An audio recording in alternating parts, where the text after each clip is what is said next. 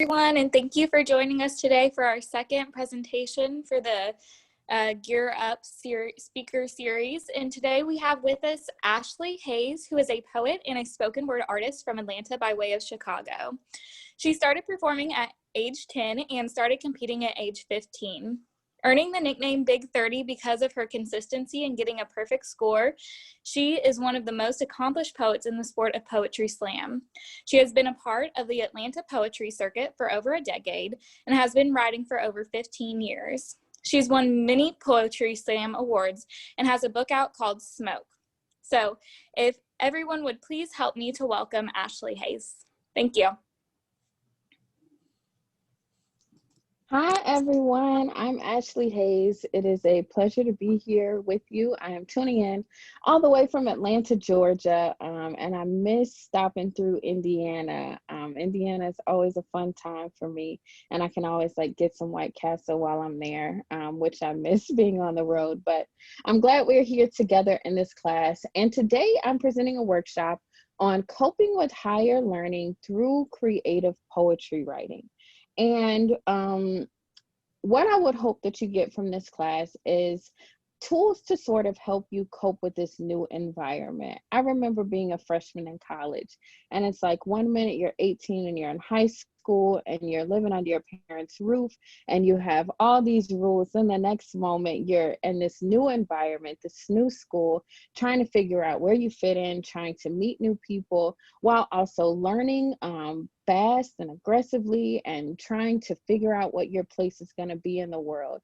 And for me, poetry helped me do that. And it just so happened that I was able to take something that was a hobby, something that I did to just sort of process school and what was happening around me, and I ended up turning that into a career. So now I not only perform poetry, prior to COVID I was performing all over the country, but I have the opportunity to teach people a tool that helped me and has, I think, made me not only a better artist but a better person, because what I'm able to do is write how I'm feeling, hone in on those emotions, and then let them live on the page instead of living in my body. So through the next 45 minutes to an hour, we're going to talk about ways that you can do that. And hopefully you're able to adopt poetry writing as one of your weekly routines. Even some people like to do it daily. And feel free to talk to me in the chat. It looks like I'm able to pull it up on the side of the screen. I may have to minimize it, but if you ever need to get my attention, Seth can help with that. And there will be opportunities for you all to use the chat to do some creating. So I'd love to go ahead and get into this presentation. So the first slide, I hope everybody can see it. A whole new world. That is what college is, especially as a freshman, as someone who's never done this. And then we get to start college in the middle of a pandemic, which I'm sure has created its own layer of difficulties. And so I'm going to talk a little bit about how poetry can be a tool for processing change. Everybody is a poet. I know that seems difficult to believe.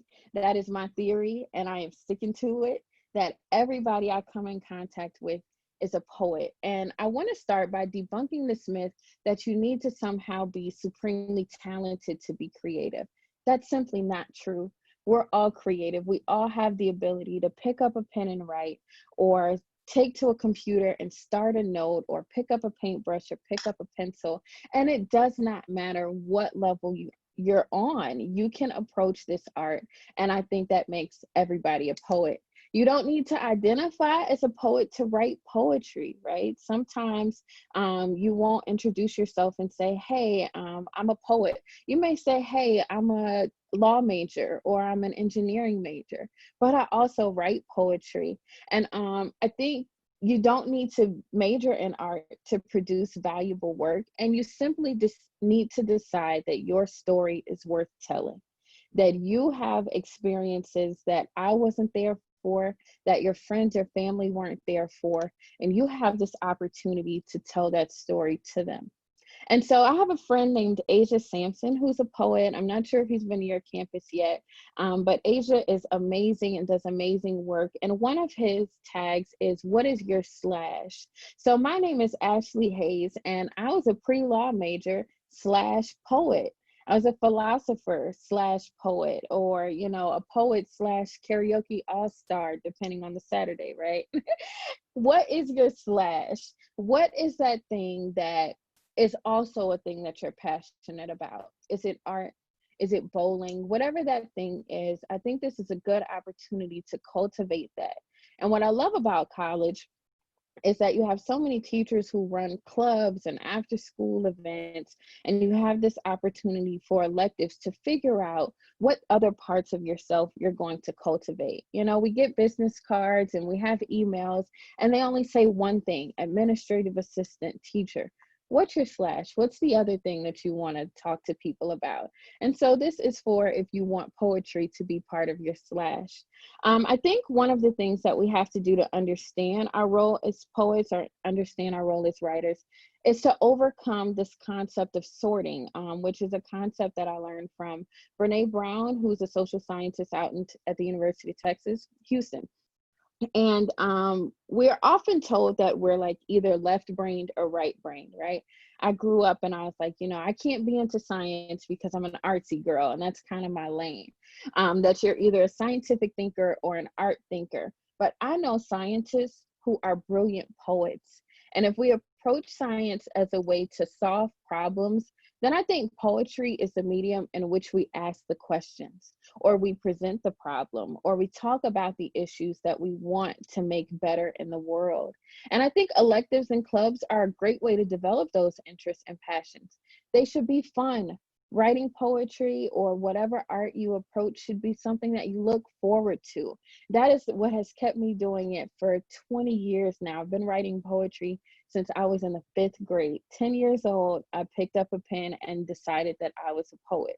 So if a 10-year-old little girl from Chicago trying to find her way in Atlanta, Georgia can decide to be a poet, then certainly wherever you are, you absolutely can.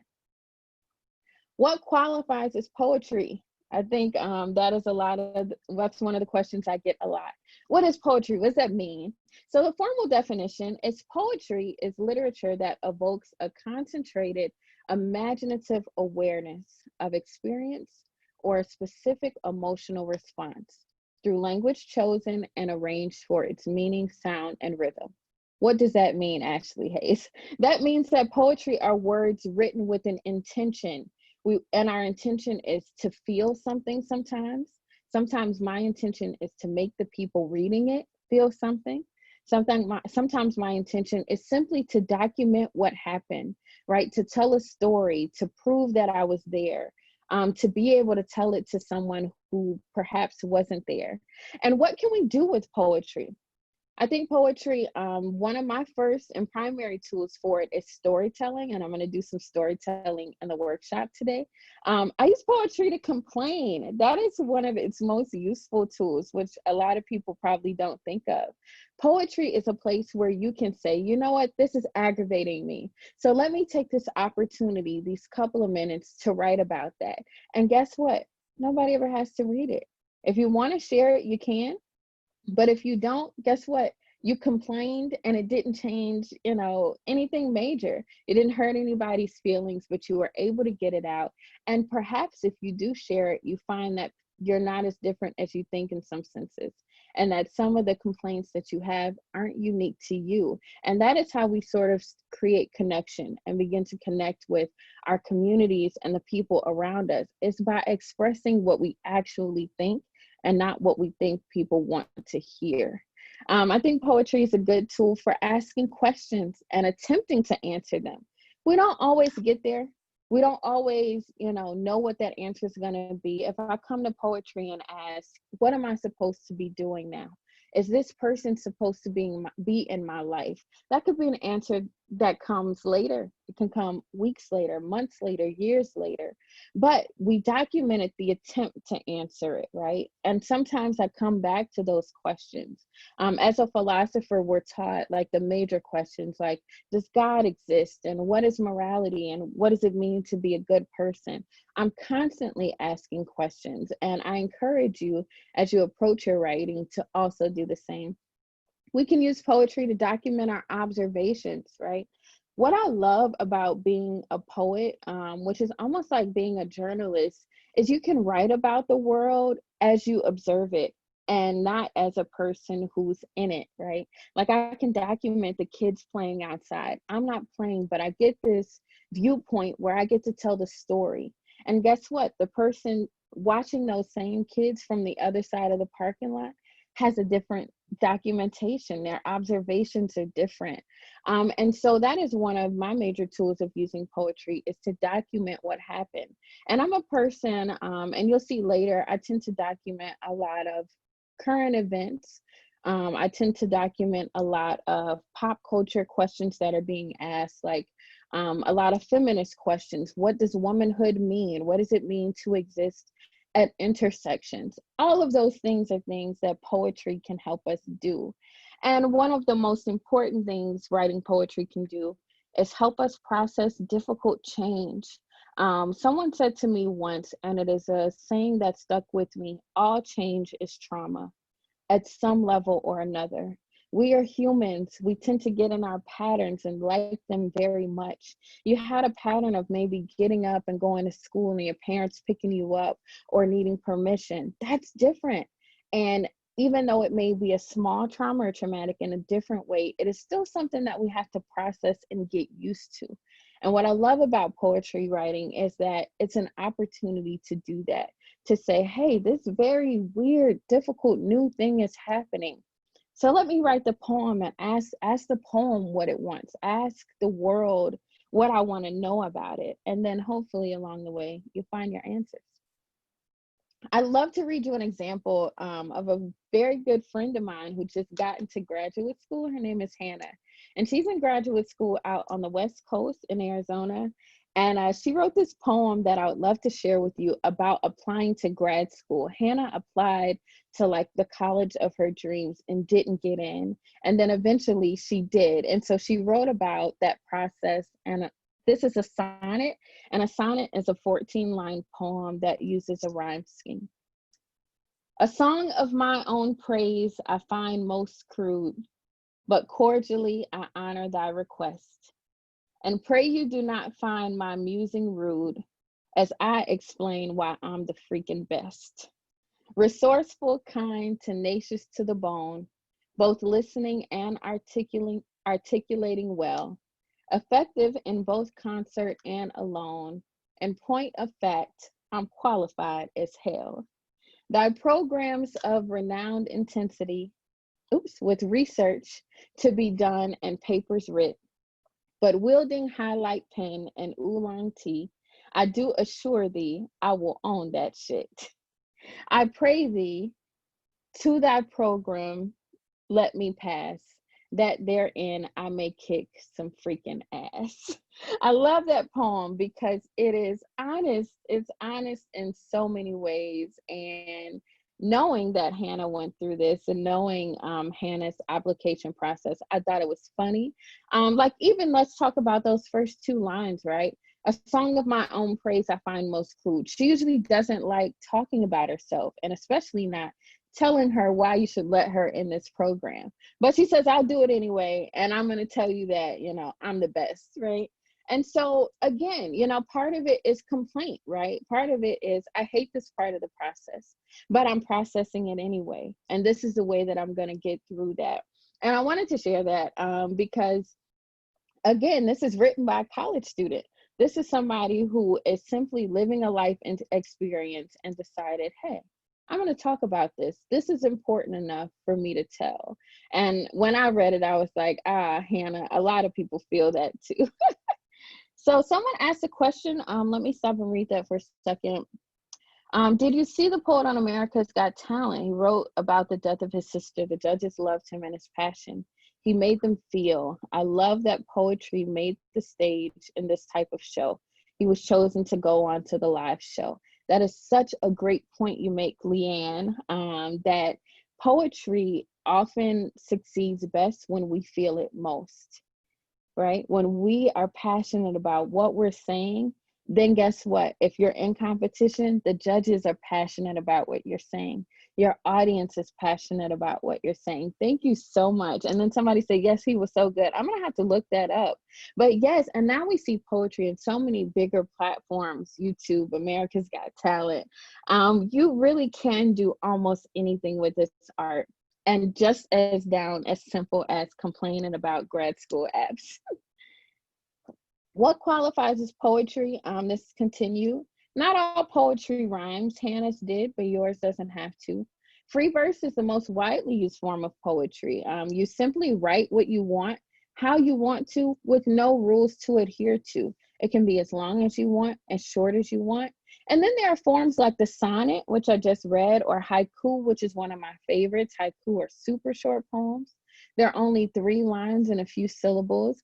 And the limerick, those are older traditional forms that, as you see how Hannah did, you can use modern language in, right? You can say whatever, you can use pop culture references. And that's what I love so much about poetry, is that it is really one of those art forms that is boundless. And there's a new form that I found recently called the bop. And the bop is a poem that has very specific rules about the structure, but it is a form that asks, like you spend 2 verses just asking questions and just talking about the problem. And then it invites you in the last verse to attempt to solve the problem or document that you attempted to solve it, right? So it's almost like this scientific art form, which I love. So if you ever want to write that down or research a little more, the bop is a really good form for sort of cultivating philosophy and art. Not all poetry has to be performed. You are your first audience. You are the person that is going to need to like the poem, feel the poem first, right? And guess what? I believe with my whole heart that the more we are connected with our work, the more we think it's good, the more others will think it's good. And we share with those who honor how much vulnerability it takes. I hear people, so many times I meet people and I say I'm a poet for a living. And they say, I used to do poetry, but maybe I shared it once and I didn't get good feedback, so I stopped. Or, I didn't have people who were listening. Make sure that when we're sharing your art, I like to share with people who recognize how hard it is to produce something that's vulnerable, how hard it is even to be honest about complaining. And you should never, ever create art to fit in or to seek validation or acceptance.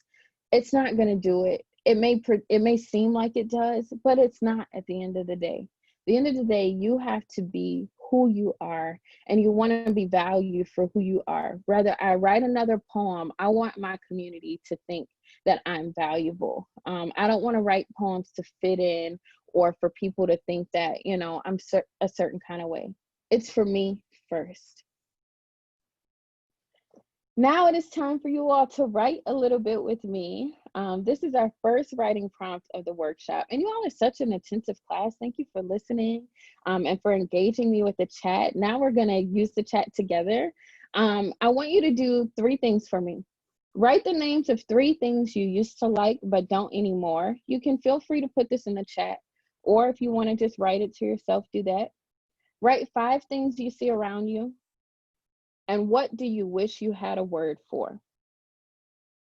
I'll give you about 60 seconds because I don't want you to overthink it. That's one thing that poets like to do a lot, is overthink and overanalyze. Just give me 3 things you used to like but don't anymore. I used to like bananas. I cannot eat them anymore. Oranges, I used to like certain colors that now I'm like, I cannot wear red all day. Tell me those things, whatever they are. Feel free to put them in the chat if you want to. What are the 5 things you see around you? I see a guitar, I see trees, I see a pillow, I see a chair, a mirror. Just write them, just brainstorm. Quick. Does not have to be elaborate. And then what do you wish you had a word for? I wish I had a word for like finishing your first plate of food and then wanting more. Like if there was just a single word for that phenomenon.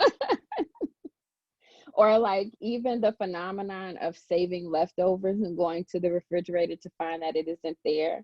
Like I want there to be a word for that particular type of disappointment. What do you wish you had the language for? I'll give the chat about probably another minute if anybody wants to engage, but of course, no pressure at all. Or if you want to tell me, if you want to, I don't know, let me see. Seth, am I able to like unmute people, or are you able to if someone lets you know? They're able to unmute themselves. Okay, awesome. If anybody wants to tell me what your list of things are. No pressure.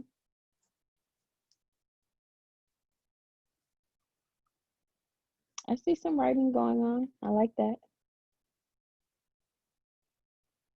And you don't have to have the full list to engage the chat. If you want to put one thing from your list in there, feel free.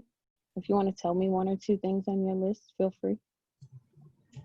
Well, the stuff that I see around me? Whichever, whatever you want to tell me. Okay, well, right now I'm in like a schoolroom, so I see a lot of books and an American flag and a flower pot and things like that, a trunk. That's a good, write those down. We're going to use them. Okay. Thank you for sharing. Of course. All right, we got somebody to share. So I'm going to go to part 2 of the prompt. Does anyone need to see the screen longer? Got it? All right, awesome. So now is the real writing prompt. What do the walls wish to say? What do your walls see? What secrets are they keeping? Use any of the visuals or language from the previous prompts. You don't have to do this now. I encourage you to write this down or take a quick screen grab of the prompt so that you can have it later. Let's see, somebody said they used to like oatmeal, cotton candy in winter and don't like those anymore. I think that's cool. I don't know that I've ever liked winter. I just suffer it with a big coat. I like that. I'll read the prompt again. What do the walls wish to say? This is a prompt. We've heard the saying, if these walls could talk. Now you, the poet, get to make the walls talk. Any walls, the walls in the room you're in, the walls in your new dorm or your new place, the walls in your office or your classroom. What do they want to say? What do they see? Are they keeping any secrets? Did anything eventful happen in those walls? And feel free to use some of the language you've already created to incorporate into the poem. When I heard American flag, I said, wow, a poet could say a lot about that. Or a lot of books, a poet could say a lot about that. How did they get there? Were they always there? Do people use them? Are they more decoration? The walls, no. And you sort of get to create this world. Does anyone else need to see this slide a little longer? I'm gonna go to the next one. And this is being recorded, so you'll have it later as well. I'll share with you for just a second what my walls are saying. Yes, okay. I'm so excited about this. Let me go back. Don't get that excited. The room where my office is now, since we went to working from home, it used to be my son's bedroom from the time he was brought home from the hospital till the time he left for college. And so the walls, I feel like they keep saying to me, where did Christian go? You know, he left, and where did he go? And I figure the walls and my son probably have some really good secrets to share. Oh yeah, I imagine so. Wow, what a way to access your creativity quickly too. Thank you for sharing that. You're welcome. So says, these walls wish they could hear the chatter and the laughter of students greeting each other. I'm sure we've got some sad walls out there, and that's something amazing to write about. You all are knocking this out the park. That's why I love Indiana. This is great. Thank you all for engaging that. It means a lot. And again, take this prompt with you, write about it later. And it's something you can come back to. There are always walls to be talking. You may 10 years from now decide, I had a prompt about the walls talking. I want to write about that again. Or maybe it develops into a short story. You never know.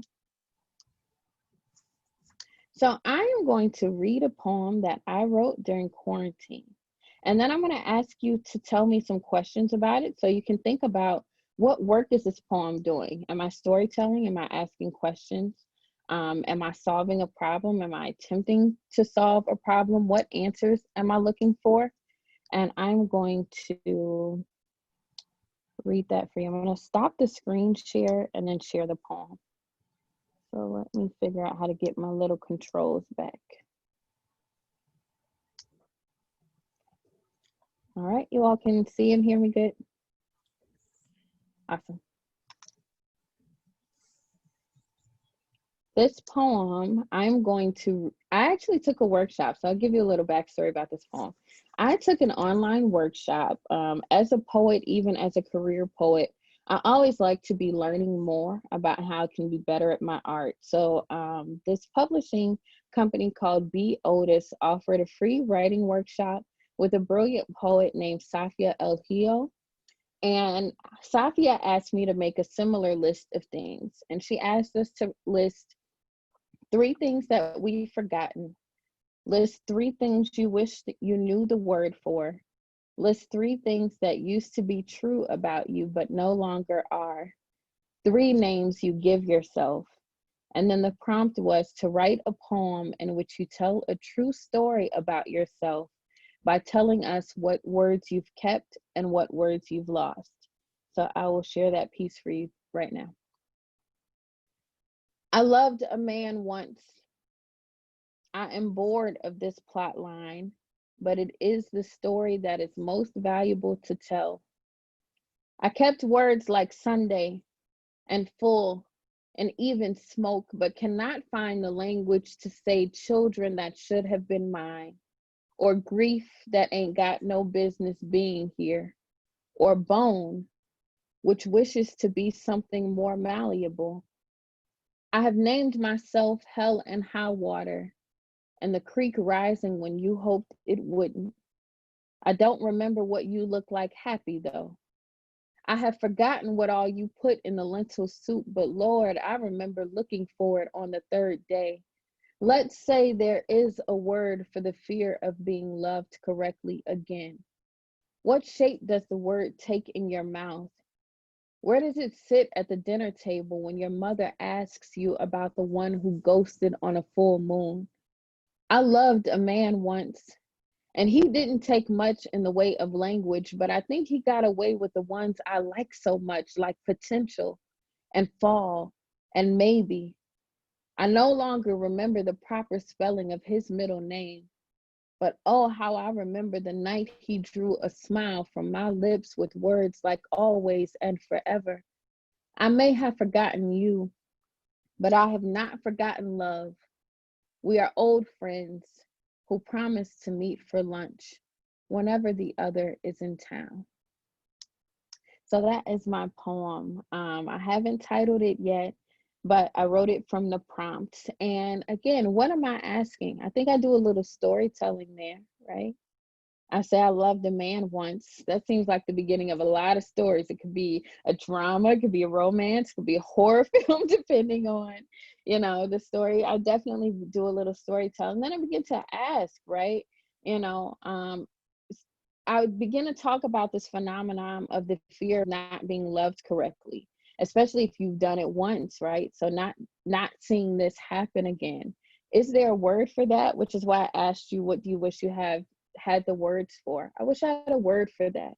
I ask, what happens when someone leaves? What do they take with them? Did anybody else notice anything that I was maybe asking, or a line you liked, or any feedback you want to give about that poem? It's okay if you don't. I like the line where you talk about sitting at the dinner table and your mom asking you, I guess, where's that person? And you said ghosted like the He Who's that? ghosted on a full moon, right? So, like he just disappeared. Yeah. It's cool. Thank you. I appreciate that. Somebody said, Madison said it would be a great prompt to go along with the yellow wallpaper. Is the yellow wallpaper a song or something? It's a short story by awesome. Gilman. It's very good. If you haven't read it, you should. I think I need to read that. I should add that to my list. Thank you for sharing that, Madison. I love learning new things. So I'm going to go back to sharing my screen, and we'll get back into now part 2 of the workshop. So we're just about 20 more minutes left to go. So we're going to unlock our creativity now. Where do we find inspiration? Poetry can be inspired by the world around you.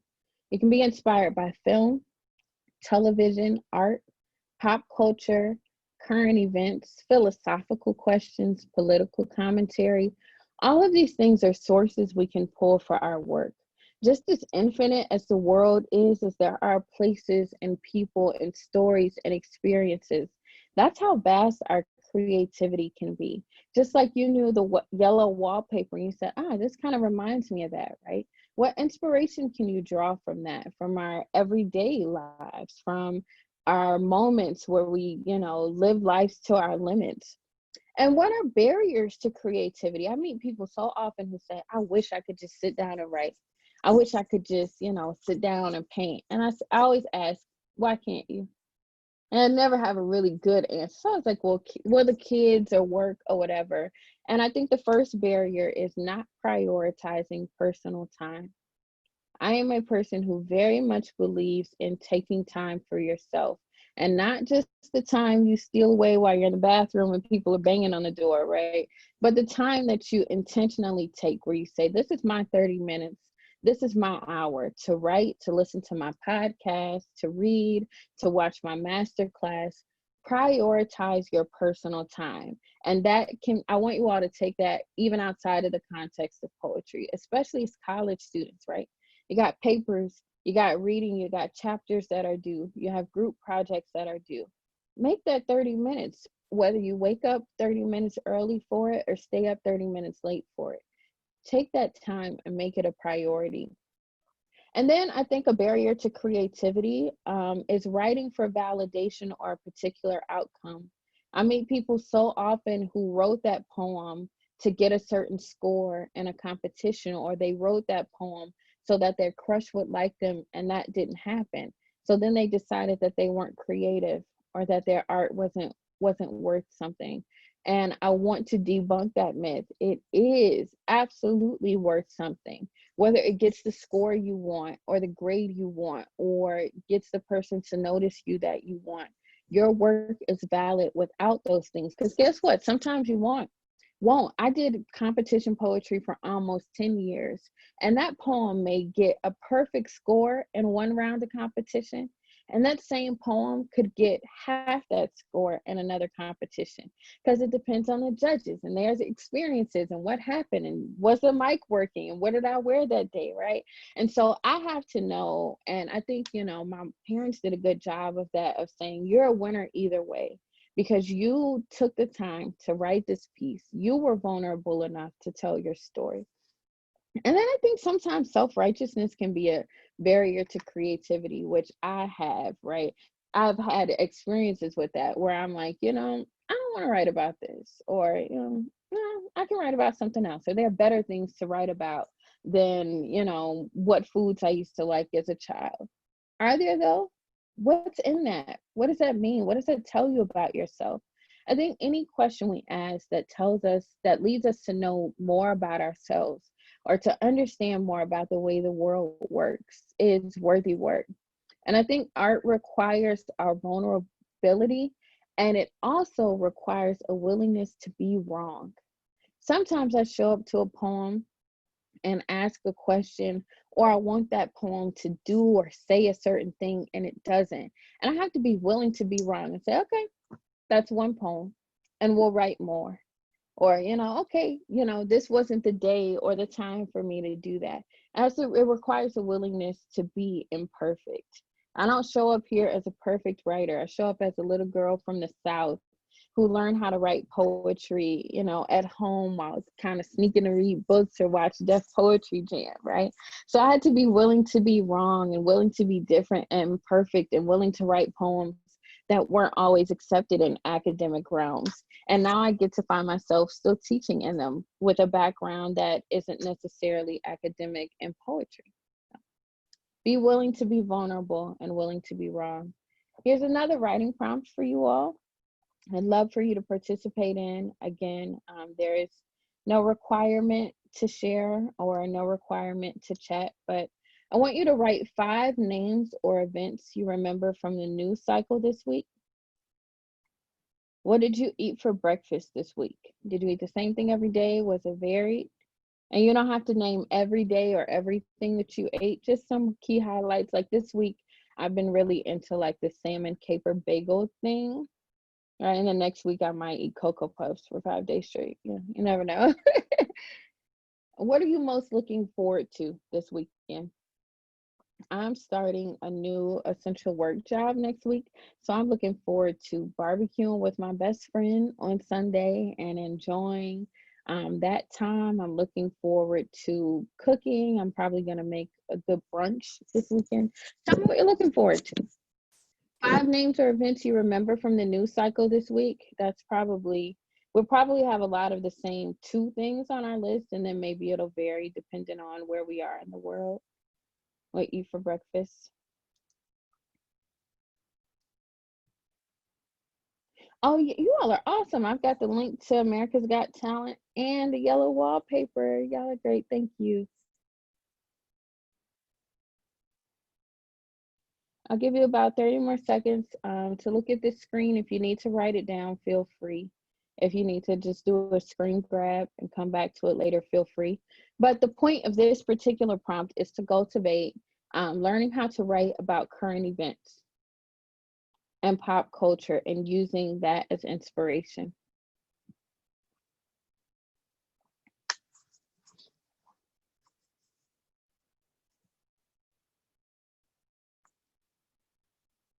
All right, anybody need more time? Anybody need to look at this screen longer? All right, let's go to part 2 of the prompt. You are an alien. You just landed on this planet and you are thrown into the first week of college in a pandemic. What do you see? What do you like about this new world? What's weird to you? What advice would you give this person? The people here. That should say here, not her. I apologize. What advice do you give the people here?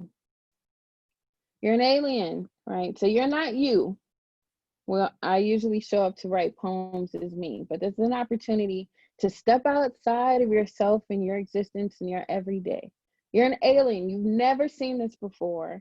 You're thrown into week 1 at IU, and there's a pandemic. People are wearing masks all the time. What do you see? What do you like here? Maybe you like the fact that they have Cocoa Puffs. Maybe, you're an alien and you're like, yo, I got to get these back to my home planet. We don't have this here. What's weird to you? Maybe the idea of breakfast is weird. Like, what are you people doing? What advice would you give? And again, I don't expect you to necessarily develop all of these ideas right now, but it's something to think about. If you decide you want to write, even about being a student, which is, that's big. Starting college with the world the way that it is, with the news cycles the way they are. So what does that mean to you? And you can write that through the voice of someone else. And often enough, I'll tell you, sometimes I find more power in writing when I take myself out of the equation, or when I make myself a character in the story instead of making myself the narrator. So those are some tools you can take with you. And let's go on. And of course, let me know, holler. If I move on and you're like, hey, I thought of something I want to say, just hit me in the chat. So I'd love to give you some tips and tricks to writing poetry as a hobby. The first thing is, if you're writing in solitude, writing during that alone time, I encourage you to take. I encourage you to play music that inspires you. I often like to play instrumentals, take the words out. So then it sort of gives me the freedom to create without necessarily taking those words or being directly or indirectly inspired by that. But whatever inspires you, play a little bit of that. I usually play it low. Aromatherapy is good. I like to light a candle or some incense or have some essential oil nearby, something that you like. You'll be surprised the way opening those senses, your ears, your scent smells, and maybe even having flowers around you. All those things contribute to poetry. Films or visuals that inspire you. I'm going to share a poem in a bit that is actually inspired by a film. And I talk a bit about the film and I borrow some lines from that to sort of create this story. That's another way to approach work. I love writing poems about movies. It's one of my favorite genres. And there's a poet, Dinesh Smith, who actually has an entire chapbook called Black Movie, which is this idea of taking poems and using them as sort of scripts or narrating moments. Then I want to talk about writing in a group, which is sort of what we're doing now. I love the idea of writing groups and writing workshops and clubs and, let's meet on Monday night and write together for an hour. A lot of times, me and my friends, we may take the same topic and just write about it. That's what I loved about poetry competition. You may take different topics, or sometimes I would come with part of a poem and I may say, hey, do you want to finish this or do you want to add a part to it? I highly encourage cultivating a group of people you trust. Usually you can find that in the literature department, the English department. Talk to your teachers.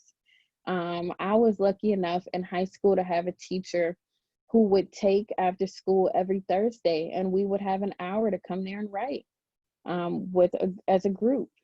Take the opportunity of that space, rent out the library and say, hey, y'all want to just write together? And sometimes even just being in a community causes us to be more creative. Collaboration, writing one poem that is written by two people, that's one of my favorite things to do. That's one of my favorite things to teach too. I coach college poetry slam, and I love it when two people or three people create one cohesive piece using all of their different voices. And writing is only half the work. We must constantly be editing, and we must constantly be striving to become better and to polish our voices and figure out exactly what we want to say. I may write a poem and edit it a year later. Or as a performance artist, I might notice that I could start a poem, start performing, or maybe written one way, and then by the time I memorize it, some of those words don't exist in the poem anymore. That's an edit. Or I may say, hey, I performed this a couple times and, people had questions about this line. So that means that I need to be clear and I may need to edit that. We're constantly editing. If you believe that your work is perfect the first time around, congratulations. I'm not in that number. I never believed that. I believe that it's going to be better, that it's going to somehow do the work that I wanted to do better. So I would love to share with you all another poem. This poem I wrote in college, which is why I wanted to bring it here. I had an interesting experience in college. I went to Georgia State University, which is the term is PWI, a primarily white institution. However, Georgia State graduates the most African Americans of any PWI. So while I had a diverse experience, I also had a very African American centered experience as far as community. And I was in this film class, and it was the year the movie The Help came out with Viola Davis. Have you all seen that? If you haven't, The Help is set in the 1960s, and it talks about maids during the civil rights movement. Those maids actually write a book about their experiences. And I am a child of the Great Migration, and my grandmother was a maid during the civil rights movement. She cleaned houses in Chicago during the 60s for wealthy Jewish folks who lived in downtown Chicago. She was a nanny. She cleaned hotels in downtown Chicago. So when I saw it, I was like, yo, this is the first time that I'm seeing this story here, and I'm in it. And so I go to film class, and my film teacher is not the villain here, you know, but she asked the question. She says, hey, I read this article that says, you know, she was a white woman, and she said, you know, I read a view that thought Black women shouldn't want to see these stories on screen. And so I wrote a poem in response to that suggestion that I should not want to see those stories and that particular trauma on screen. And so I'd love to share it. And the poem is called The Help Poem. It's also very much inspired by Saturday mornings in my mom's house. So in my mom's house, if you got up and she was like baking biscuits and playing Aretha Franklin on the record player, you weren't going to have a great Saturday because you're going to be cleaning all day. She wasn't going to let you go to the movies. And that's how we knew, right? Like if we woke up and she was still in bed, we might have a chance at going out with our friends. But other than that, no, you have to clean first. So this poem is called The Help. You is smart. You is kind. You is important. When my white professor reasons that Black women across America should be outraged at the depictions of the maids in the new film, The Help, I think to myself, outraged about what? The only people ever offended by the truth are those who, when given the choice, prefer the lie. I find this film to be mildly nostalgic. It reminds me of my grandmother who cleaned houses by day and was a Chicago hotel maid by night. It reminds me of my mother showing me pictures of her grandmother's house back in Mississippi. The floor shined even through the photographs. She reminds me, we didn't have much, but it was always clean. It reminds me of Saturday mornings spent earning my right to go outside, back when children had to earn the right to go outside. Are the baseboards clean? My mother would ask, as if anybody but her ever noticed a dirty baseboard anyway. It reminds me that cleanliness is next to godliness, and I have the blood of broom-toting angels flowing through my veins. Miss Parker, what were you expecting? This ain't no Ancestry.com commercial. This is the story of history at its finest, the story of women who kept their prayers in their apron pockets and sprinkled them over dinner, so the children they raised would know love long after they were gone. Women who knew 101 ways to use Crisco. Women who knew school is somewhere they'd been once upon a time but could never go back because 90 cents an hour keeps bellies full and clothes on backs. What upsets me is that you, like too many people I know, think that this history is something to be ashamed of. It's okay to be from any other chapter in the book, but you be cursed if you be this. My knowledge of my ancestors may only span 200 years, but I am proud to be the daughter of freedom marchers, of Mississippi maids, of Birmingham martyrs. You laugh at our grandmothers for getting this language wrong. They were just trying to make their best with the stolen pieces they were given. On May 6, 2012, I graduated from Georgia State University, and it was a testament to the women who came before me, who cleaned houses so that I wouldn't have to, who served coffee quietly so that I could be a poet.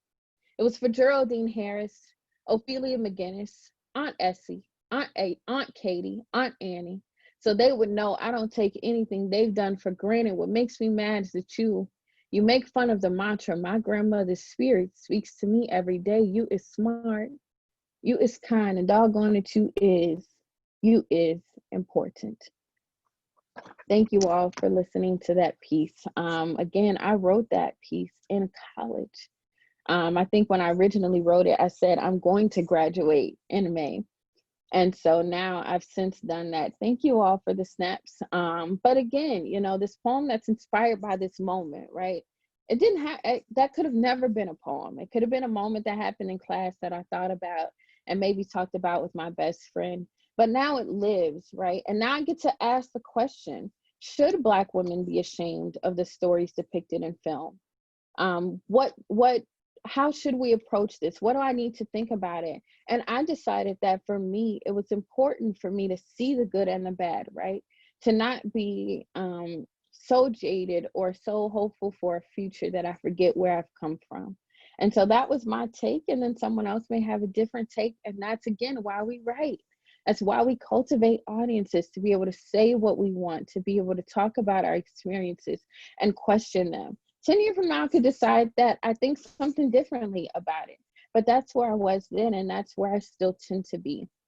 So I wanted to show you all, you could create this thing that lasts you for a while, or that asks a question for a while.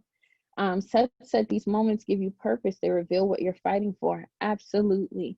Those are the moments where you have the hard question, where somebody presents you with something. And I could have taken that a lot of ways, right? I could have bit this lady's head off in this poem. But again, I take it as a time to ask questions and to talk about where I've been, and to talk about my experiences and what they mean to me, and the conclusion that I drew. And that's what I hope you all do and you find in this work. We are almost done.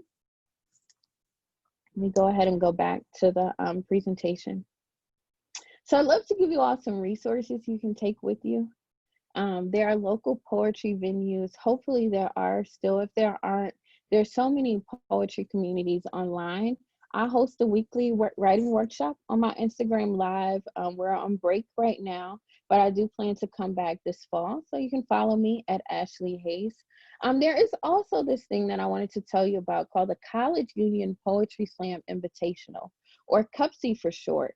There are colleges who are members of this organization, and every year they have a national competition. I think the last one was in Las Vegas, and poets just like you, who maybe took a workshop or maybe piqued their interest, write poems. They compete, and they compete with people that they're in school with, and they take these poems to a national level. I coach the Agnes Scott poetry team at CUPSI.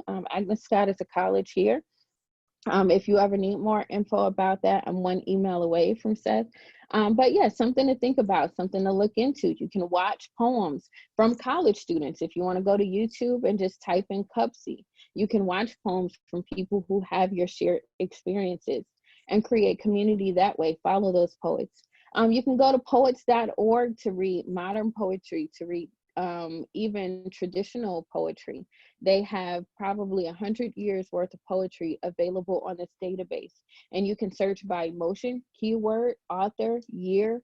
All of these things are available to you. I always tell people, read a little more than you write. So research poetry. I did a lot of research before I dived into it. YouTube is your best friend. Sometimes people just make poetry playlists. There's so many places that highlight poets' voices now. When I was coming up, I wish I could have logged on to YouTube. I had to wait at like 11 o'clock at night for Def Poetry Jam to come on and pray my parents let me stay up and watch it and maybe get the DVD. So use it, even if you decide you never want to write a poem. It could be a genre that you add poems to your music playlist now, or you listen to poems just as often as you listen to podcasts. Speaking of podcasts, I have one called the Haze's Higher Learning Podcast, and it is for creatives. I talk about the emotions we access when we're writing. It's sort of a long elaboration of this. This season, I'm doing interviews with creatives. I'm talking to people about what it means to live life as a creative and how we constantly become better. And then, of course, you can find me at ashleehaze.com. If you decide to write a poem for these prompts, I'd love to read them. Feel free to email me. You can contact me at ashleehaze.com. And I have a tab called Haze's Higher Learning, which talks about the workshops I teach. This is one of the many. But I'm so grateful that you all had me here. My final thoughts are that higher education can be tough and present so many new challenges, but do not ignore your emotions. Honor them. Give them a chance to ask the questions they need to ask. Writing poetry can be a healthy way to process what you're experiencing, to document your life as it happens, and to develop your voice. So I hope you all take that with you. I hope it's helpful. I hope that you share this with somebody, or that you write a poem, even if it's just one. Remember, everybody is a poet, and that means you. Thank you all so much for having me. I would love to open the floor if anyone has a question. Madison, I loved your question. Where can you find your poetry? AshleeHaze.com. I'm on Ashlee Haze. And then Madison, I'll answer you here. Madison, do you mind if I say this out loud? I think it's a thoughtful question. Sure, go ahead. Okay, so Madison asks, how do you feel about the white savior trope in films like The Help, right? So what happens is The Help is these women write a book, and then Scooter, I think it's Scooter, who is the daughter of one of Viola's boss. She's a white girl who goes to New York and decides she wants to be a publisher. She publishes the book. And I think that there's so many layers to be unpacked here. I think even the question is asked often of The Blind Side about what happens when this white person comes in and saves the day. And I think we need to often remember that privilege can be a good tool to use. And I think about that critically. Did Scooter use her privilege to the best of her ability? Did she show up? Was she willing to be the bad guy in a room when somebody was speaking badly about these women? Was she willing to put a shit pie in somebody's face? You know, what lengths was Scooter willing to go to as a white person in this pandemic? And I ask that question often. You know, Leanne Tui, what was she willing to risk in The Blind Side? These are characters, right? So I think that the white savior trope is a trope to the point where that privilege is not seen as being used as a tool for justice. I hope that answers the question. Do I have a poem that I consider most influential to others? Not particularly. I think there are a lot, right? I think they're like maybe the big 20. Robert Frost is usually there. Edgar Allan Poe. The Raven, I think, is one of the most influential poems. And then there are poems like, what's the one? I'm the master of my fate. I'm the captain of my ship. I think those are poems that come up. You know, Maya Angelou's Phenomenal Woman is a poem that is the crux of feminism, I think, and what Toni Morrison's work does. So yeah, I think that those probably, even just saying those 5 authors. Anyone that I wrote that is most influential to my other writings, or, oh, I can answer both ways. I think the Help poem, I've been performing this poem for probably 10 years. I think I wrote it when I was 20 and I'm 31 now. I wrote that in college, and that was one of my early competition pieces. I thought it was good enough to compete with. And telling that story has brought me so many friends and so many people. And it does inform my work. I want everybody to know when they see me that my work is informed by poor women from the South who were trying to make a way in a big city, who took trains to leave their family in Mississippi to go to Chicago to start a better life. That's what informs my work. And so I think probably the poem that you just heard is my most influential piece. Any other questions? I'll take a minute or two. Thank you all again. You are all have been one of the most engaging workshop classes that I've had in a while. You've asked thoughtful questions. You've created thoughtful work. And thank you for that. My saying, my motto at Haze's Higher Learning is that together we are learning better, doing better, and being better. And I think we all accomplished that here. And I hope this lets you be better in the world. So thank you so much for having me. I hope you all enjoy the rest of your day. Again, you can follow me, find me on Instagram. Thank you. Thank you, Seth. Thank you, Leanne. Thank you, Madison. Thank you, everyone. Thank you, Michelle. Thank you, Haley. Thank you so much for being here.